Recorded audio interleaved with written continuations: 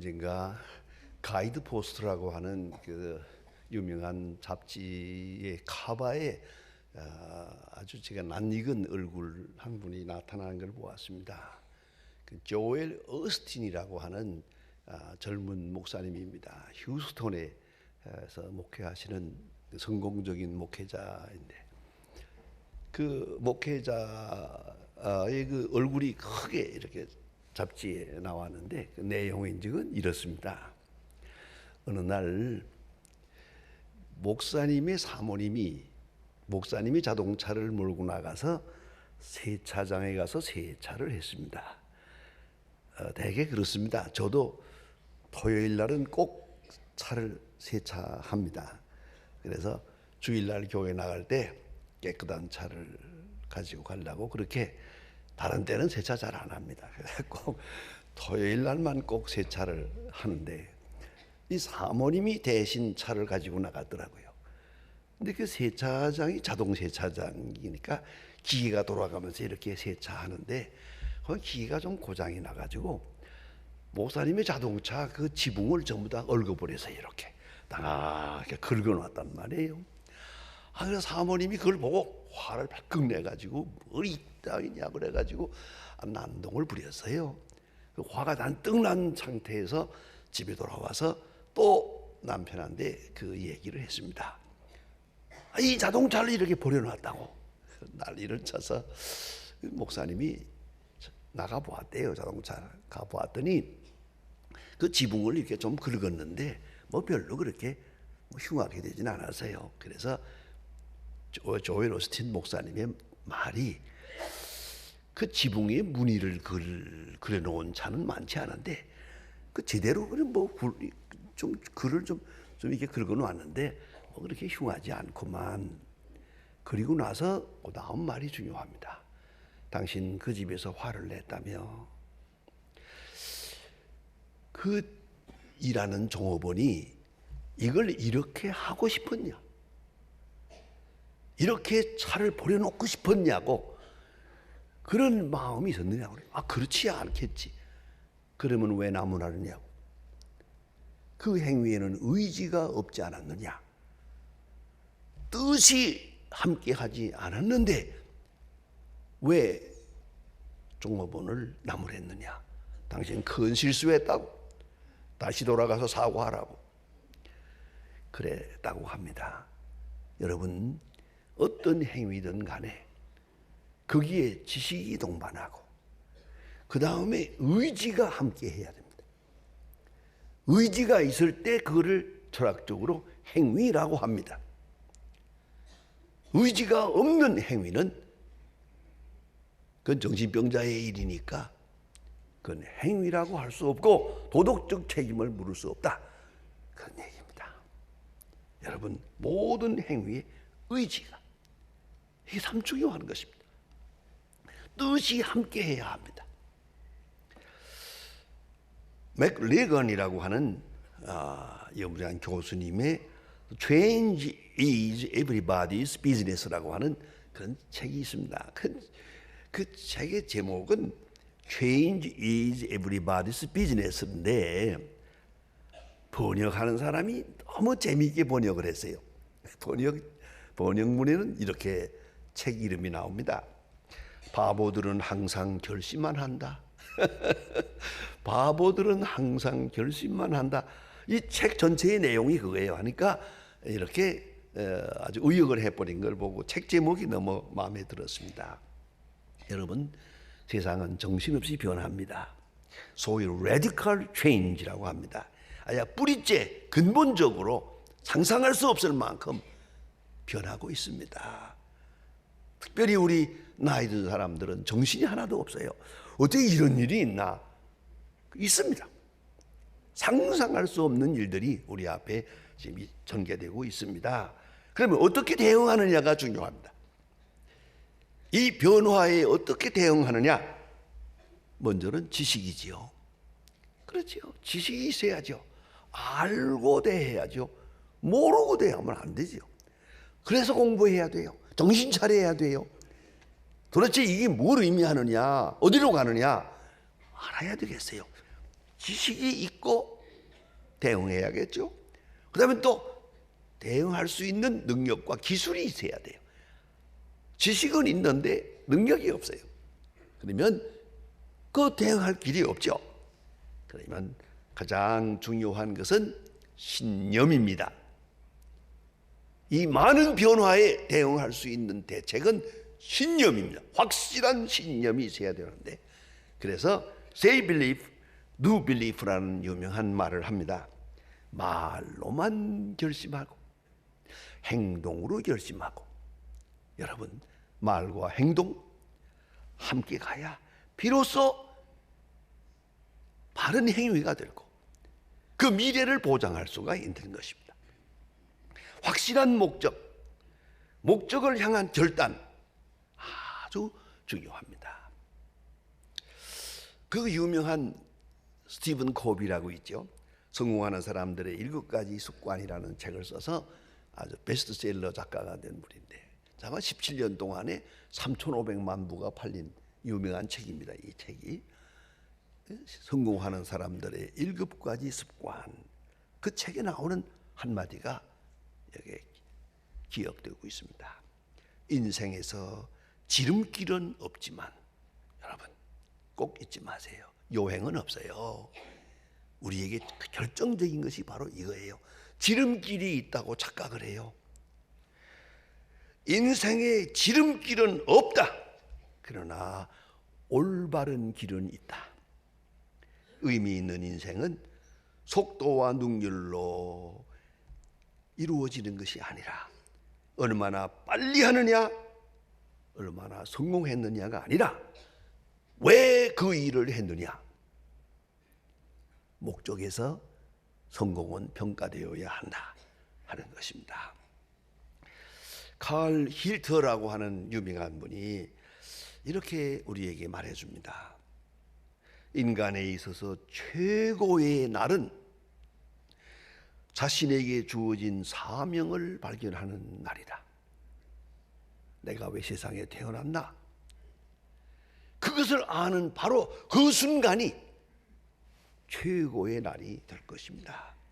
많은 사람들은 목적 없이 사는 경우가 많습니다.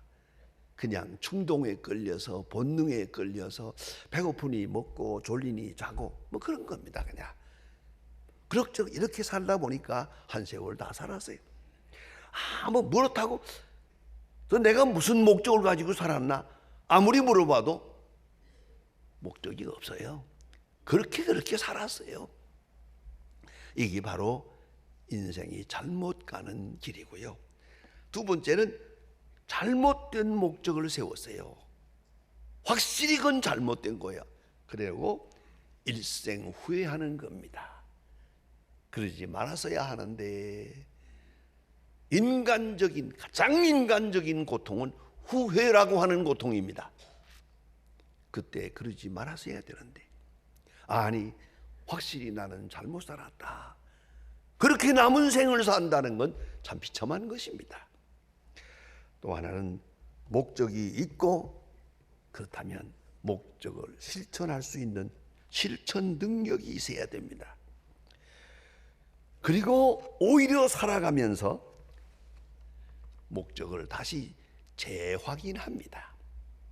희미하게 출발해서나 세상 살아가면서 바로 이거였다, 과연 잘한 일이었다, 그 선택은 잘한 일이었다, 그 목적은 바른 것이었다라고 스스로 확인하며 살아가는 것, 거기에 인생의 성공 그리고 만족이 있다고 생각합니다. 여러분, 문제는 인생이 자기 한계를 실존을 알아야 합니다. 역시 인생은 변하는 거 아니겠습니까? 또 성장해야 되고, 늙어야 되고, 은퇴해야 되고, 죽어야 되고, 이걸 잊어버려서는 안 됩니다. 잠시도 죽음을 잃어버리고 살아서는 안 됩니다. 어차피 우리는 끝나야 합니다. 거기서부터 인간은 지혜로운 사람입니다. 죽어야 합니다. 그렇다면 죽어야 하는 그 시점에서부터 오늘까지 주어진 시간이 있습니다. 요 남은 시간, 하프타임, 요 마지막 결정 이 기회가, 주어진 기회가 참으로 중요합니다. 여기서 내 일생의 성공 여부가 가름되기 때문입니다. 오늘 성경 말씀에 있는 말씀은 아주 신중하고 신론, 기독론, 구원론에 있어서 핵심적인 귀중한 메시지가 담긴 말씀입니다. 예수님께서 예루살렘을 향하여 올라가시기로 굳게 결심하시고 라는 아주 귀중한 말씀이 있어요. 굳게 결심하시고. 그 뭡니까? 예루살렘 십자가예요. 핍박이 있고 음모가 있고 모순이 있고 그 십자가에 모진 고통이 있어요. 딱 바라봅니다. 십자가를 딱 바라보면서 굳게 결심하셨습니다. 자, 보세요. 이 뭘 의미하는 겁니까? 오늘 이 본문의 가장 귀중한 깊은 뜻은 뭐냐면 예수님의 십자가는 그렇게 불가피한 것이 아니었고요. 또 음모에 끌려서 할 수 없이 당한 게 아니에요. 바로 여기 문제가 있는 거예요. 기독교에 있어서 이 십자가는 선택적인 거예요. 자진해서 자발적으로 진 거지, 이걸 안 지려고 피해서 이리 가고 저리 가고 하다가 어떻게 음모에 걸려가지고 이렇게 가야바의 음모에 가룟 유다의 배신에 그 로마 사람들의 이래가지고 할 수 없이 십자가에 죽었다, 그게 아니라는 거죠. 이걸 꼭 잊지 말아야 합니다. 여기서부터 기독교예요. 우리가 잘 아는 문선명 씨가 기독교가 아니라고 선포했고 본인도 그래요. 왜 아니냐? 그는 예수의 십자가를 실패라고 말하고 있거든요. 예수는 십자가를 안 찌려고 여리여리 했는데 할 수 없이 그만 꼼짝 못하게 걸려가지고 아깝게 33살에 죽었다. 이게 문선명 씨의 해석이에요. 그런 거로 그는 기독교가 아니고 그는 이단이에요. 여러분, 예수님의 십자가는 예수님 자신이 보시는 대로 굳게 결심하시고 예루살렘으로 가서 십자가를 쳤어요. 그래서 십자가요, 그래서 영광의 십자가가 되는 것이죠. 십자가는 결코 우연이 아닙니다. 또한 예측하지 못한 무지도 아닙니다. 미처 몰라서 어쩌다가 이렇게 된 게 아니란 말입니다. 또한 무능함도 아닙니다. 예수님 친히 말씀하십니다. 내가 기도하면 12영도 더 되는 하나님의 천사가 내려와서 저들을 진멸할 것을 모르느냐? 예수님은 얼마든지 십자가를 피할 수도 있고 그의 원수들을 진멸할 수도 있습니다. 많은 마치 능력이 없는 것처럼 아무것도 모르는 것처럼 그렇게 십자가를 집니다. 그러나 예수 믿는 사람은 그 뜻을 알아야 합니다. 이것은 무능도 아니고 무지도 아니고 우연도 아니요, 예수님 스스로 본문에서 봅니다. 결심하시고 굳게 결심하시고 예루살렘을 향하여 자진해서 올라갑니다. 이것이 성경의 핵심된 진리예요. 무엇이 기다리고 있는지 다 알고 있습니다. 만하게 알고 있습니다. 참 놀랍게 알고 계십니다. 제자들은 모르지만 예수님은 알고 계셨습니다. 여러분 꼭 잊지 말아야 돼요. 알고 결심하는 것이래야 돼요. 모르고 선택하고 모르고 결심하는 것은 그것은 실패예요. 그 자체가 실패입니다. 다 알고 그럴 줄 알았어. 그럼 확실하게 알고 있었어요. 거기고 그 길을 가야 합니다. 특별히 오늘 성경에 우리를 감동케 하는 부분은 기약이 이름에 그랬습니다. 하나님의 섭리를 알고 하나님의 경륜, 하나님의 God's dispensation, 하나님의 그 큰 경륜을 알고 그 속에서 나를 발견하고 내가 해야 할 일이 이거다. 여러분, 이걸 잊지 말아야 합니다. 하나님의 위대한 역사 속에 내가 해야 할 부분이 있어요. 그래서 오늘 성경은 기약이 차감해. 놀라운 말씀 아니겠습니까? 기약이 차감해. 주님은 이 땅에 오실 때부터 만민을 구속하기 위해 오셨고 십자가 지시기 위해 오셨어요. 마태복음 20장에서 말씀하는 대로 섬김을 받으려 하며 아니요 섬기려 하고 대속물로 주려고 왔다. 오신 목적이 대속물로 주려고 왔어. 그래서 우리를 구원하시기 위해 왔다. 그러한 큰 경륜, 큰 약속, 그 기약을 놓고 기약이 차감해. 하나님의 그 계획과 그 플랜에 거기에 맞추어서 기약이 차감해 승천할 기약이 이른 줄 알고. 놀라운 얘기입니다. 어찌 여기 승천이란 말이 나옵니까? 이 예루살렘에 올라가서 얼마나 많은 핍박을 당하고 얼마나 음모를 당하고 십자가에 돌아가시고 그리고 부활하시고 그 다음에 승천 아닙니까? 이 모든 과정을 딱 한눈에 보고 말씀하십니다. 승천할 기약이 차감해. 그 승천이라는 귀중한 역사가 있기 위해서는 눈앞에 이제 바로 십자가라고 하는 큰 사건이 있습니다. 이 모든 과정을 거쳐서.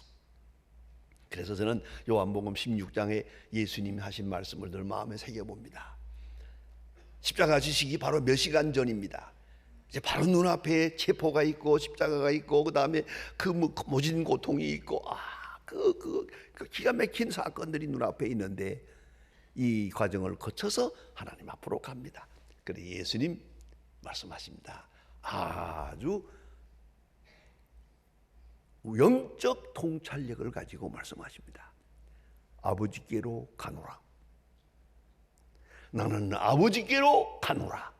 여러분 그걸 잊지 마세요. 우리가 어떤 모습으로 살아도 결국은 아버지께로 가노라. 이러한 과정이 있겠지요. 그래서 말인데 여러분 죽음에 대해서는 가불 말하지 마세요. 여러분 솔직히 말해서 어떤 죽음으로 죽으면 좋겠습니까? 스스로 한번 선택해 보세요. 며칠 앓고 죽으면 좋을까요? 병원에서 죽을까요? 길에서 죽을까요? 어차피 죽긴 죽겠는데. 그러나 우리는 깊이 알아야 됩니다. 어떤 모양으로 죽든지 상관없어요. 아버지께로 가노라. 예수님의 말씀이에요. 아주 달관된 세계관이요, 우주관이요. 아버지께로 가노라. 그래서 나는 결심하고 예루살렘으로 가노라. 얼마나 놀라운 말씀입니까? 굳게 결심하시고 이 프로소폰 에스테리온소냐 이 말은 좀 헬라어의 특별한 의미가 좀 있습니다. 굳게 결심하시고 됐지만 여기 프로소폰이라는 말은 얼굴이란 말이에요. 에스테리손이라는 말은 굳어진다는 뜻이에요. 얼굴이 굳어졌다. 그게 헬라 원문의 뜻입니다. 이것을 우리가 번역할 때는 굳게 결심하시고 예루살렘 쪽을 바라보면서 얼굴이 굳어졌습니다.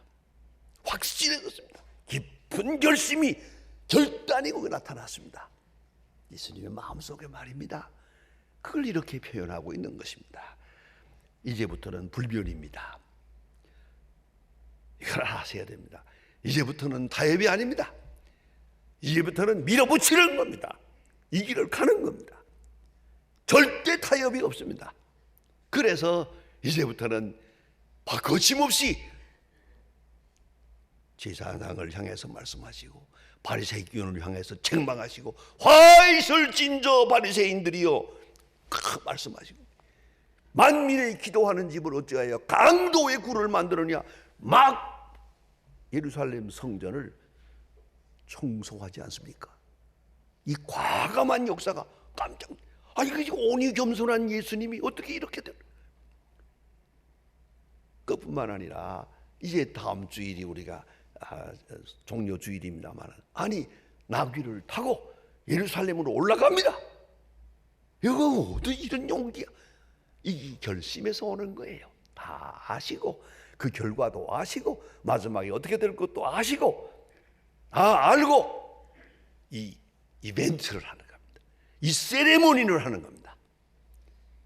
자, 이제 굳게 결심하시고 다시는 변화가 없어요. 여러분 묻습니다. 여러분이 여러 가지 모양으로 살지만은 이제 결심한 바가 있습니까? 요거는 절대 양보가 없어. 요 한 가지는 내가 반드시 이루실 거야. 여러분 굳게 결심한 거, 그리고 추진하는 그것이 바로 하나님의 사람의 모습이에요. 하나님의 뜻도 알고 내 약함도 알고 내 부족함도 알아요. 하나님의 은총도 알아요. 모든 것을 종합해서 굳게 결심하시고 그리고 예루살렘을 쪽으로 가는데, 그 다음 말씀까지 조금 말씀을 드리면 사마리아 성을 지나갔더랍니다. 그랬더니 사마리아 사람들이 예수님의 일행을 반대했어요. 왜요? 예수님이 예루살렘으로 가니까, 예루살렘과 사마리아는 서로 원수거든요. 그래서 예수님이 예루살렘으로 간다는 말을 듣고 사마리아 사람이 잠깐 그 위로 지나가겠다는데도 못 돌아온다고. 그러니까 야고보와 요한이 화가 나가지고 하늘에서 불이 내려와가지고 진멸하러 갈까요? 꼭 내 마음이에요 그거야. 이렇게 됐단 말이에요. 예수님께서 꾸짖으시고 쓸데없는 소리 하지 마라, 가자.